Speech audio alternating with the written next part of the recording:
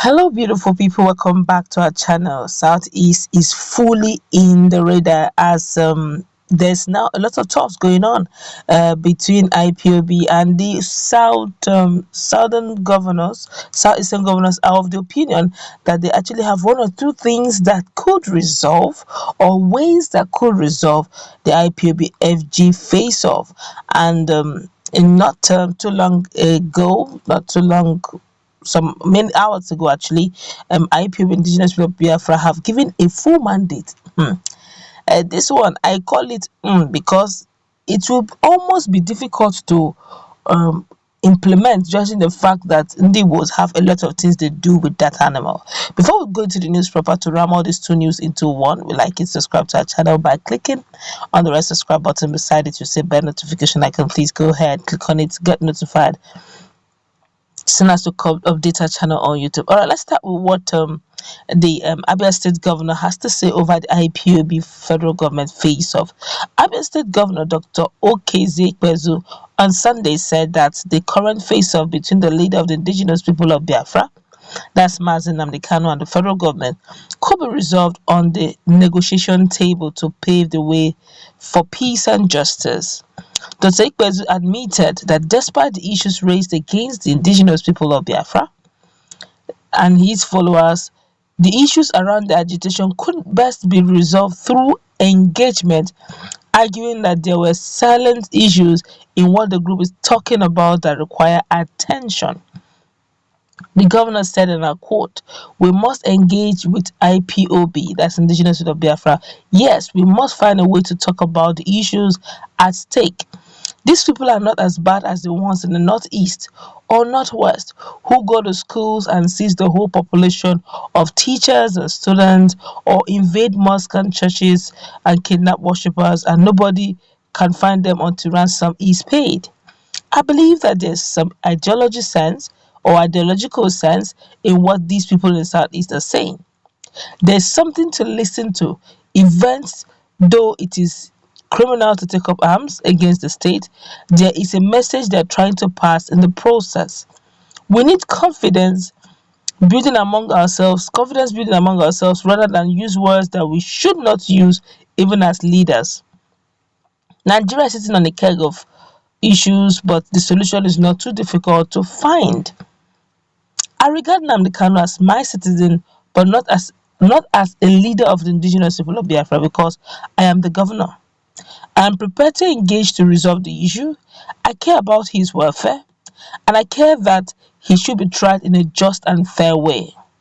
I'm happy that they want to bring justice to bear by looking at the allegations against him and trying him fair and square, but I would not want him to be treated as if he was a convict when he has not been convicted.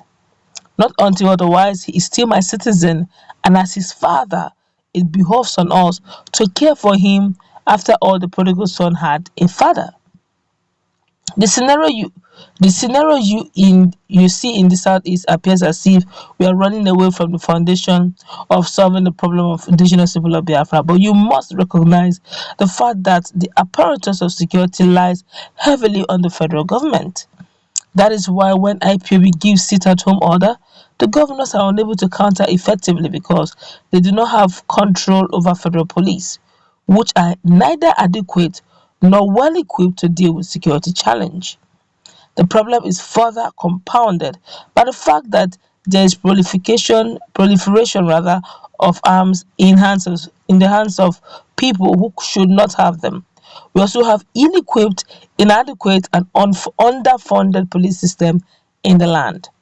If you call governors the chief security officers of their states and they cannot determine the number of policemen they can deploy and the kind of equipment to use, then it becomes extremely difficult for governors to take control of security issues in the southeast. The southeast governors are handicapped, but we're trying our best, Dr. Ikpezu said. Reacting to the 2023 presidency, the governor said it was right and proper for his party, the People's Democratic Party, to zone the presidency to south after President Muhammadu Buhari might have completed his 2 terms of 8 years in the spirit of equity and justice. But Governor Ikpezu made it clear that it was left for the three southern zones to come to the negotiation table to decide why a particular zone in the south, which has never produced a president, to take the shot in 2023, apparently referring to the southeast. Our zoning options have been spelled out by the PDP, and it says that the chairmanship of the party should go to the north in 2023. As an individual, I feel that the weight of equity and justice favors the president from the south, and when we come to the south, we find out which zone has not yet produced a president and give the ticket to the zone. On the qualities the next president of Nigeria should possess, Governor Ikpezu stated that he should be one capable of correcting the wrongs that have been done to the majority of Nigerians and rebuilding their confidence and hope in governance. He said the president we need in 2023 is one that is capable of visiting all the 109 senatorial districts at least 3 times a year and meeting in a town hall with the people and apologizing to them that we have wronged them. The next president must be ready to engage with the people and discuss what he's doing and give explanations for what he can do and what he cannot do. We must apologize to the people because we have really not done well and make the people to feel a sense of belonging. The governor whose birthday comes up next Monday said, "Hmm, oh my God, this is really painful, Southeast." If they had mentioned that, even through prophecy, and they have said, "Thus said the Lord," or that in the next years to come, Southeast will be this, nobody will believe because Igbos are generally enterprising people. All right, but you have heard what Governor Ikpezu said. Unlike others that are saying that um, and Ebonyi State is not Biafra land, or that they don't stand with IPOB and all that. He has recognized the fact that just maybe IPOB agitating due to the very obvious reasons of marginalization, very obvious reasons of the fact that things are not going well, and the tribe. The last time there was an issue with I think was retired or so. When one of the security apparel, they actually came for the police arm.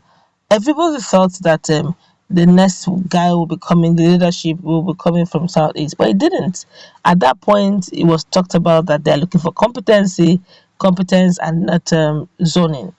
Now I now see that all these things are what is bringing rift. If before now it was on the ground that okay, this particular zone or region will get it, but we're looking for the best, and it would have been difficult. It would have been easy to understand, but it was not so. I do not know how this will play out, but he's actually stated in the federal government to come to the negotiation table and let them see that whether we like it or not, he's still the father, being the father to the chief security officer of the state.